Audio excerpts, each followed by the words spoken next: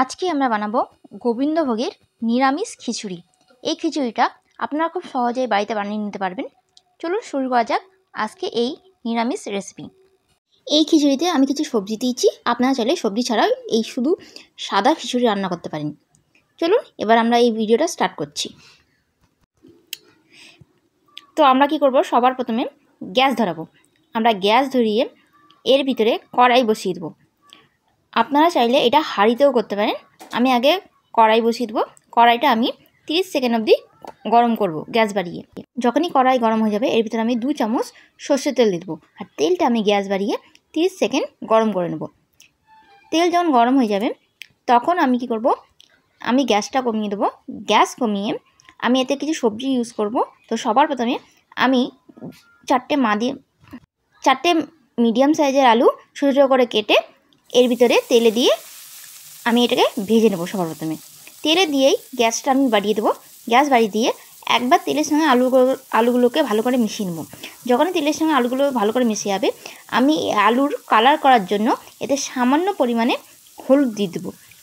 আপনারা চাইলে হলুদটা পরেও দিতে পারেন, এখন দিয়ে দিলে আলুর কালারটা খুব সুন্দর হয়। হলুদ দিয়ে এটাকে আমি 1 মিনিট অবধি রান্না করব মিডিয়াম গ্যাসে। 1 মিনিট হয়ে গেলে আমাদের আলু ভাজা হয়ে যাবে, তখন এটা একটি পাত্রে নামিয়ে নেব। আর ওই যেই তেলটা কড়াই আছে সেই তেলেই আমি আরও 30 সেকেন্ড কড়াইটা গরম করব। কড়াইয়ে তেলটা গরম করে এরপর আমি এর ভিতরে একটা গাজর আমি ছোটো ছোটো করে কেটে নিয়েছি আলুর মতনই, সেই গাজরটা আমি কড়াইয়ের ভিতরে দিয়ে দেবো। আপনারা চাইলে গাজরের বদলে মটরশুঁটিও দিতে পারেন। আমি গাজর দিয়ে এই মিডিয়াম গ্যাসে এই গাজরটা আমি 30 সেকেন্ড অবধি রান্না করেছি। 30 সেকেন্ড রান্না করার পর এটা একটি পাত্রে তুলে নেব। আমাদের গাজর রান্না হয়ে গেছে। তো এরপর আমাদের যে কড়াইয়ে আমরা রান্না করেছি সেই কড়াইয়ে একদম তেল নেই। তো এরপর আমি 2 চামচ তেল দিয়ে দেবো। তেল দিয়ে এই তেলটা আমি 30 সেকেন্ড অবধি গরম করব গ্যাস বাড়িয়ে 30 সেকেন্ড গরম করব। যখনই গরম হয়ে যাবে গ্যাসটা আমি একদম পুরোপুরি কমিয়ে দেবো। গ্যাস কমিয়ে দিয়ে এতে সবার আগে হলুদ দেব। হলুদ দিয়ে সঙ্গে সঙ্গে এর ভিতরে ফুলকপি দিয়ে দিচ্ছি। হলুদ দেওয়ার সঙ্গে সঙ্গে আপনাদেরকে ফুলকপি দিতে হবে, নাহলে হলুদটা পুড়ে কালো হয়ে যাবে। গ্যাস কমিয়ে আমি ফুলকপি দিয়ে এই ফুলকপিটাকে 1 মিনিট গ্যাস কমিয়ে রান্না করব। 1 মিনিট রান্না করার পর আমি এই ফুলকপিটা একটি পাত্রে তুলে নেব। আপনারা যদি ফুলকপি গ্যাস কমিয়ে রান্না না করেন তাহলে ফুলকপি কালারটা একদম কালো হয়ে যাবে, আর এতে আমরা হলুদ দিয়েছি বলে। এবার যেতে আমরা ফুলকপি রান্না করেছি সের ভিতরে হালকা তেল লেগে আছে, এই তেলটা আমি 30 সেকেন্ড অবধি আরও গরম করব। সেই 30 সেকেন্ডের পর আমি এতে মুগের ডাল দিয়ে দেবো। আপনারা পরিমাণ অনুযায়ী মুগের ডাল দিয়ে দেবেন। ডাল দিয়ে এই ডালটা আমি মিডিয়াম গ্যাসে এটাকে আমি 1 মিনিট অবধি রান্না করব। আর বারবার 1 মিনিট অবধি এটাকে খুন্তি দিয়ে নাড়তে হবে, নাহলে ডালগুলো এক জায়গায় থাকলে এগুলো পুড়ে যাবে। 1 মিনিট হয়ে গেলে আমাদের ডাল ভাজা হয়ে যাবে। এইটা একটি পাত্রে নামিয়ে নেব। পাত্রে নামিয়ে নেওয়ার পর এবার কি করব, আমি খিচুড়ি রান্না করার জন্য সবার প্রথমে গ্যাস ধরিয়ে দেবো। গ্যাস ধরিয়ে আমি এতে হাঁড়ি বসিয়ে দেবো, আর হাঁড়িতে আমি পরিমাণ মতন জল দিয়ে দেবো। আপনারা কতটা খিচুড়ি রান্না করবেন সেই হিসাবে জল দেবেন। জল দিয়ে এটা ঢাকা দিয়ে আমি 1 মিনিট অবধি অপেক্ষা করব গ্যাস বাড়িয়ে, যতক্ষণ না এই জলটা গরম হচ্ছে। জল যখনই গরম হয়ে যাবে আমি গ্যাসটা একদম কমিয়ে দেবো। দেখবি আমাদের জল গরম হয়ে এসছে। তো এরপর কি করব, আমরা এর ভিতরে খিচুড়ির জন্য চাল দেবো। তো আমি এখানে গোবিন্দভোগ চাল দিয়েছি। এই গোবিন্দভোগ চালটা আমি ভালো করে জলে 2 বার ভালো করে ধুয়ে নিয়েছি। ধুয়ে এই জল আর চালটা দুটো আলাদা করে নিয়েছি। আপনারা চাইলে গোবিন্দভোগ চাল একবারও ধুতে পারেন। চাল ধুয়ে দেওয়ার পর এই চালটা আমি এবার গ্যাস কমিয়ে এই হাঁড়ির ভিতরে দিয়ে দিচ্ছি। আপনারা গোবিন্দভোগ চালের বদলে আতপ চাল বা নর্মাল চালও ইউজ করতে পারেন। নিরামিষ খিচুড়িতে গোবিন্দভোগ চাল সবচেয়ে স্বাদ ভালো হয়, তার জন্য গোবিন্দভোগ চাল আমি এখানে নিয়েছি। আমাদের গ্যাস কমানোই আছে। তো এরপর যে ডালটা আমরা আগে থেকে ভেজে রেখেছিলাম সেই ডালটা আমি এর ভিতরে দিয়ে দিচ্ছি। সম্পূর্ণ ডাল দিয়ে দিচ্ছি। ডাল দিয়ে আমরা কি করব, এই চাল আর ডাল একসাথে সিদ্ধ করব। চাল আর ডাল আলাদা আলাদা সিদ্ধ করার দরকার নেই, একবারেই আমরা খুব সহজেই হাঁড়ির ভিতরে দিয়ে এটাকে সিদ্ধ করে নিতে পারবো। এবার কি করব, এই ডাল আর চাল ভালো করে খুন্তি দিয়ে নিয়ে নেব, যাতে ডাল আর চালটা ভালো করে একসাথে মিশে যায়। আমাদের ডাল আর চাল নাড়া হয়ে গেছে। এবার আমি গ্যাসটা বাড়িয়ে দেবো। গ্যাস বাড়িয়ে দিয়ে এটাকে আমি ঢাকা দিয়ে দিচ্ছি। ঢাকা দিয়ে আমি এটাকে একবার ফোটা অবধি অপেক্ষা করব।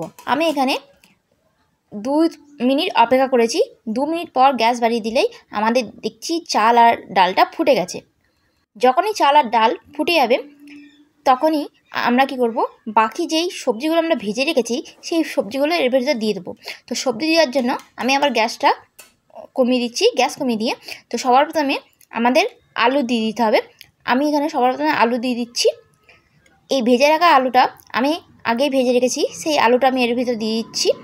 তারপর এর সাথে আমি ভেজে রাখা ফুলকপি দিয়ে দিচ্ছি। আপনারা চাইলে কাঁচা আলু আর কাঁচা ফুলকপিও দিতে পারেন। আপনাদের যদি সময় কম থাকে তাহলে আপনার কাঁচা আলু কাঁচা ফুলকপিও দেওয়া যাবে। সবজি দেওয়ার পর আমি এই খিচুড়িতে কালারের জন্য আমি এখন হলুদ দেবো। আমি এখানে শুধুমাত্র হাফ হলুদ দেবো, আমি সম্পূর্ণ হলুদটা এর ভিতরে দেবো না।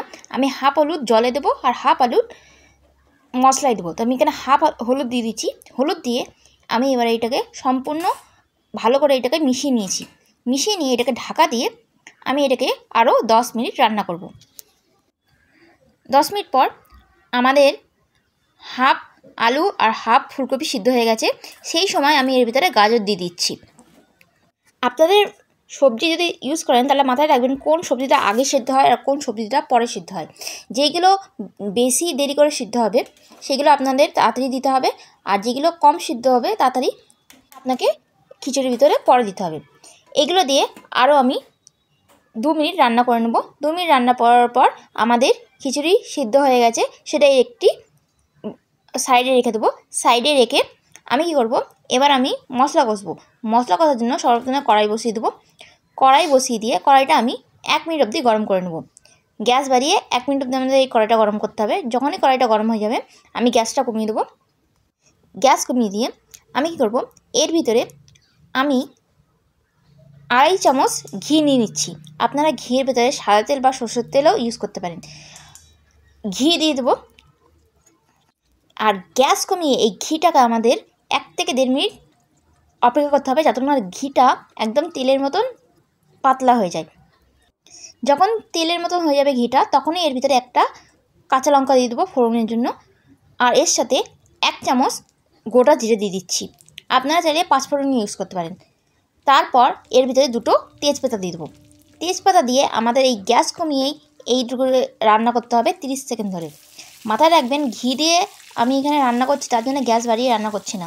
ঘি দিয়ে আপনারা যখনই কিছু রান্না করবেন সবসময় গ্যাস কমিয়ে রান্না করবেন, আর ঘিটা পুড়িয়ে যাবে।